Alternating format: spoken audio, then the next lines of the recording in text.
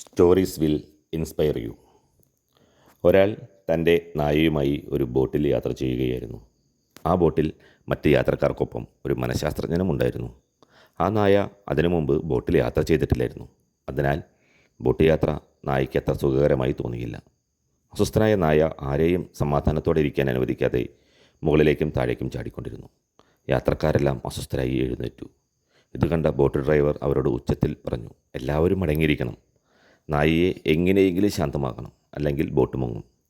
പക്ഷേ നായയുടെ ഉടമസ്ഥൻ എത്ര ശ്രമിച്ചിട്ടും അതിനെ ശാന്തമാക്കാൻ അയാൾക്ക് സാധിച്ചില്ല. ഇതെല്ലാം കണ്ടുകൊണ്ടിരുന്ന മനഃശാസ്ത്രജ്ഞൻ നായയുടെ ഉടമസ്ഥനോട് പറഞ്ഞു, നിങ്ങൾ അനുവദിക്കുകയാണെങ്കിൽ ഞാൻ ഈ നായയെ ഒരു പൂച്ചക്കുട്ടിയെ പോലെ ശാന്തനാക്കാം. ആ മനുഷ്യൻ ഉടനെ സമ്മതിച്ചു. മനഃശാസ്ത്രജ്ഞൻ നായയെ എടുത്ത് വെള്ളത്തിലേക്ക് എറിഞ്ഞു. നായ മരണപ്രളത്താൽ വെള്ളത്തിൽ കിടന്ന് മറിയുകയും ജീവന് വേണ്ടി പോരാടുകയും ചെയ്തു. കുറച്ചു സമയത്തിന് ശേഷം മനഃശാസ്ത്രജ്ഞൻ നായയെ തിരികെ ബോട്ടിലേക്ക് വലിച്ചിട്ടു. അത് ഒരു മൂലയിൽ ശാന്തനായിരുന്നു.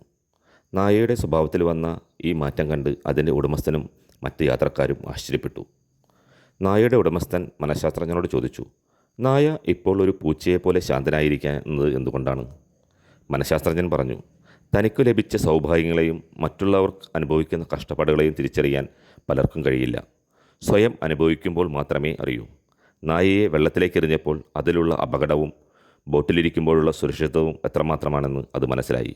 ഈശ്വരൻ നമുക്ക് കനിഞ്ഞു നൽകിയ സൗഭാഗ്യങ്ങളെ തിരിച്ചറിയാൻ കഴിയാത്തതാണ് ജീവിതത്തിൽ നമുക്ക് സംഭവിക്കുന്ന ഏറ്റവും വലിയ പരാജയം. യഥാർത്ഥത്തിൽ നമുക്ക് അഭിമാനിക്കാനും സന്തോഷിക്കാനും വക നൽകുന്ന കാര്യങ്ങളെ മറന്ന് നമ്മൾ വെറുതെ ദുഃഖിക്കരുത്.